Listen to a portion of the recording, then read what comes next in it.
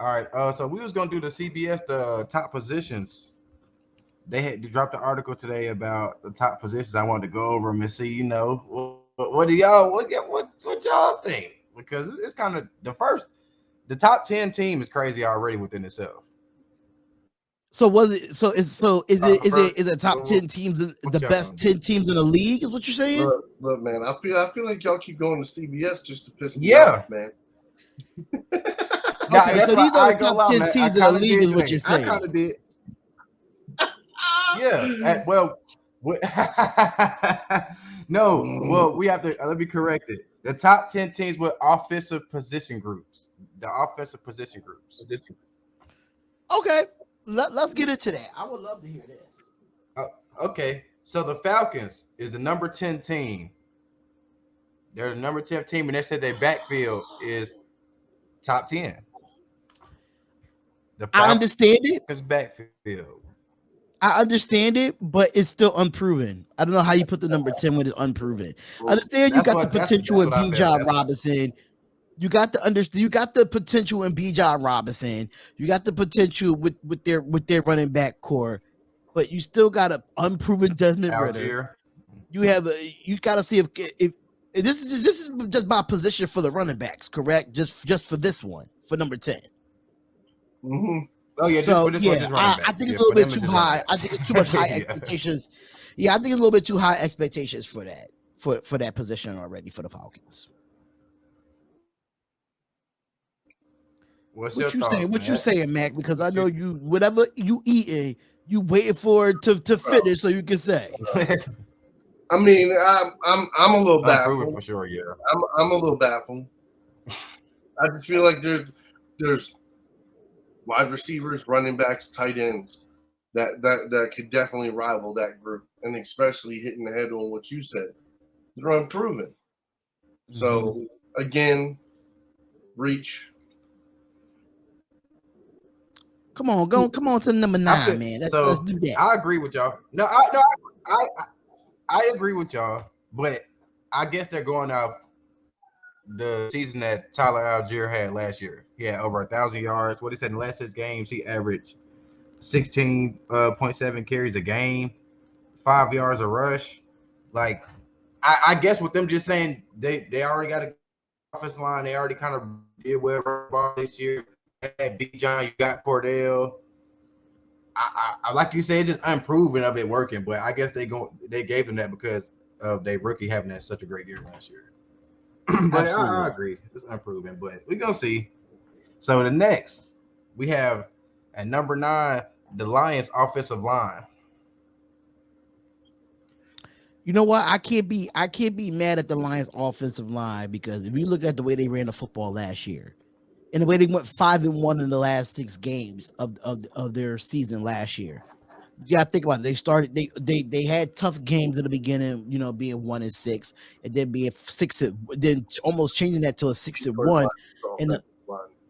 I think their offensive line is pretty solid. I think it's in the right spot because they, even though they went out and got some younger players in the draft, they still bring back majority of their core. So I mean, for right now, yeah, it's not too low, it's not too high for them for the Detroit Lions for their offensive line. You look what Jamal Williams did; he led the league in rushing touchdowns. I mean, what more can you say about that? Jared Goff had an okay year, but I like their offensive line. He doesn't get sacked a lot. Look, bro. So they got Decker, they got Jackson, Ragnow, they got Gaslow, they got Right. Vita, Mm-hmm. and they got Swell. Mm-hmm. And that's their starting guys. Like they also got Steinberg, they got Laporta, they got Yeah, Sorzal. Laporta is going to be their tight end that came out of Iowa. Yeah, Laporta. tear up your Yeah, shit, Laporta's going to man. be Laporta's a Shit, tight man. end coming out of Okay, Iowa. okay. Oh yeah, you're right. You're right. I was Yeah, caught up. but he's a good blocking tight end as well. So that's why they went out and got him because they need a good blocking tight end to help out their offensive line. So Yeah, I get it. I mean I get it. they I got can't they believe got they right. gave up Hawkinson, bro. Which is fine. You know what I'm saying? They gave up Hawkinson, and after the trade deadline, look what they did after. Look what they did after they traded him, though. They did though. They made moves. They made moves though. They made moves. D-Hop. I can't lie. Made moves and they started winning. They almost made the playoffs without Hawkinson. I mean, yeah. Nah. That's one team like you can't say they made moves. I was gonna say after sitting here looking at the names, looking at the stats. I mean, these guys are good. These guys are good. Yeah. You know what I mean? Like I wouldn't say they were great, but they're definitely good. All these guys can hold their own. Absolutely. And they played with each other for at least 2 years. So there's continuity there too. All right, so everybody agree. I think D-Hop might like this next one. So at number 8, my God, we have the Eagles wide receivers. We have the Eagles wide receivers. You got AJ Brown last year, 88 receptions. So no, at number 8. Number 8. Number Lions 8. Were number 9. Oh, my bad. Okay, so the Falcons was 10 with running back. Lions was 9 with the offensive line, and Eagles is 8. Lions number 9, and then you got the Eagles at wide receiver. Yeah, Eagles 8 with their wide receiver core. This is a little bit too low for them. Devontae Smith, you think it's too low? I think it's a little bit too low. I think a lot of people underestimate the wide receiver core for the Philadelphia Eagles. You really underestimate the wide receiver core. And I'm gonna be honest with you. Ever since Devontae Smith came into the league, he has been good. He just needed that number. He just needed that other receiver to help him, and that was AJ Brown. And that's what they went out and did. They went out and got an AJ Brown that's a veteran, that's been there, that knows how to win. But bringing in AJ Brown just made Devontae Smith even better. Did you see the numbers that Devontae Smith put up this year with the AJ Brown? I just feel like people underestimate this receiving core so bad. Then you have a Dallas Goedert at the tight end that's very underrated in this league as well as one of the top tight ends in this league. I like their receiving core. I think it's a little bit too low at number 8. Now, if they was at that night number 6 or something of that nature, then we'll have a conversation. But number 8, I think it's a little bit too low for me. Man, it's gonna get crazy. What you think, Matt? What you think about the wide receivers? The Eagles wide receivers at number 8. The fact that dude, just Devontae Smith and AJ Brown alone pushed these guys probably in the top 5. I mean, they're like as far as wide receiver duos, they're top 5 wide receiver duos.